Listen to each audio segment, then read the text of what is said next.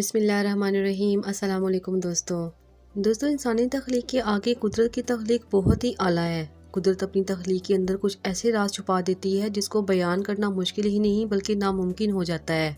دنیا میں بہت سے پرندے موجود ہیں جو اس کائنات کی خوبصورتی میں اضافہ کرتے ہیں۔ بے شک چرند پرندے اس دنیا کی خوبصورتی میں چار چاند لگانے والی مخلوق ہیں جو ہماری اس دنیا کو مزید خوبصورت بنا دیتی ہیں۔ یہ پرندے صبح و شام مختلف بولیوں میں اللہ تعالیٰ کی عظمت کو بیان کرتے ہیں۔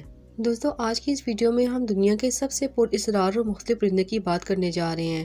ایک ایسا پرندہ جو آگ سے پیدا ہوتا ہے اور آگ کے شعلوں میں ہی مل جاتا ہے۔ یہ ایک ایسا پرندہ ہے جسے تمام پرندوں کا بادشاہ مانا جاتا ہے۔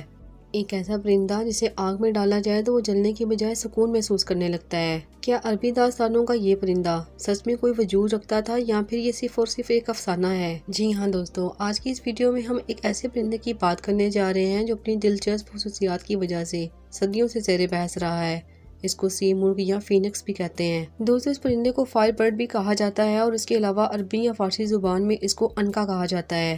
دنیا کی مختلف زبانوں میں اس پرندے کے مختلف نام ہیں، جیسا کہ ہندی زبان میں اس کو امر پکشی کہا جاتا ہے۔ دوستو اس پرندے کی عمر بہت ہی لمبی ہوتی ہے۔ اس پرندے کے بارے میں مشہور ہے کہ یہ پرندہ 500 سے 600 سال تک جینے کے بعد خود کو جلا کر راکھ کر دیتا ہے اور پھر اسی راکھ کے کسی حصے سے دوبارہ سے نیا پرندہ بن جاتا ہے۔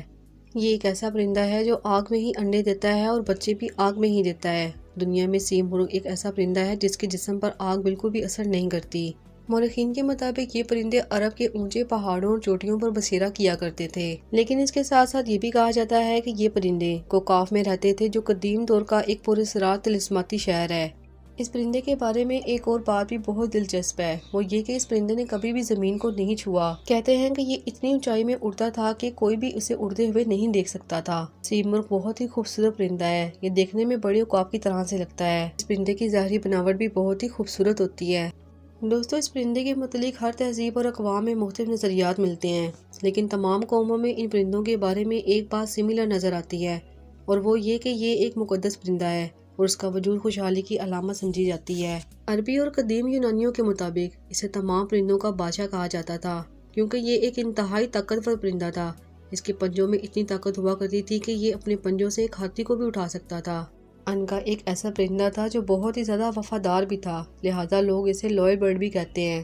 5ویں صدی عیسوی میں ہیروڈوٹس نے اس پرندے کے بارے میں کہا تھا کہ عربی لوگ ایک ایسے پرندے پر یقین رکھتے ہیں جس کو میں نے آج تک صرف اور صرف تصویروں میں ہی دیکھ رکھا ہے۔ دنیا کے تمام مذاہب کے ساتھ ساتھ اسلامی تصوف میں بھی اس پرندے کے بارے میں لکھا گیا ہے۔ ایران کے مشہور صوفی بزرگ خواجہ فرید الدین عطار نے اپنی کتاب میں اس پرندے کا ذکر کیا ہے۔ اس کتاب میں اس پرندے کے بارے میں ایک حکایت بیان ہوئی ہے جس میں تمام پرندے ایک جگہ جمع ہوتے ہیں تاکہ وہ اپنے لیے ایک بادشاہ کا انتخاب کر سکیں۔ ہدہد جو سب سے عقل مند پرندہ تھا، اس نے تمام پرندوں کو بتا دیا کہ عنقا ہی ہمارا بادشاہ ہے، مگر اس تک پہنچنا آسان نہیں ہے کیونکہ وہ کوکاف میں رہتا ہے اور وہاں جانے کے لیے ہمیں 7 خطرناک وادیوں میں سے گزرنا پڑے گا۔